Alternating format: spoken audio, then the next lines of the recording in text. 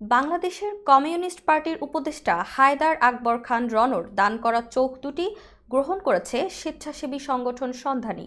মারা যাওয়ার ৩.৫ ঘণ্টা পর চোখ দুটি সংগ্রহ করে সংগঠনটি। শুক্রবার দিবাগত রাত ২টা ৫ মিনিটে হায়দার আকবর খান রনও মারা যান। এরপর সন্ধানীর সঙ্গে বারবার যোগাযোগের চেষ্টা করা হলেও তাদের সাড়া পাওয়া যায়নি। সাবেক ছাত্রনেতা ও বাংলাদেশের কমিউনিস্ট পার্টির কেন্দ্রীয় কমিটির সদস্য মানবেন্দ্র দেব ইন্ডিপেন্ডেন্ট ডিজিটালকে বলেন, রণ ভাইয়ের মৃত্যুর বিষয়টি নিশ্চিত হওয়ার পরপরই সন্ধানীকে ফোন দেই। জানানো হয় তারা তাদের সমন্বয়কের সাথে কথা বলে জানাচ্ছে, কিন্তু দীর্ঘ সময়েও কোনো সাড়া পাওয়া যায়নি। মানবেন্দ্র জানান, রাত ২টা থেকে ভোর ৪টা পর্যন্ত এক নাগাড়ে চেষ্টা করা হয়েছে। এক পর্যায়ে জানানো হলো যে তারা তাদের কোঅর্ডিনেটরের সাথে যোগাযোগ করতে পারছে না। তাদের অনুরোধ করে কোঅর্ডিনেটর সাইফুল ইসলাম চৌধুরীর নম্বর নেওয়া হলো। সরাসরি তাকে ফোন করা হলো। নানা নম্বর থেকে উপস্থিত অনেকেই তাকে ফোন দিয়েছেন, কিন্তু কোনো সাড়া পাওয়া যায়নি।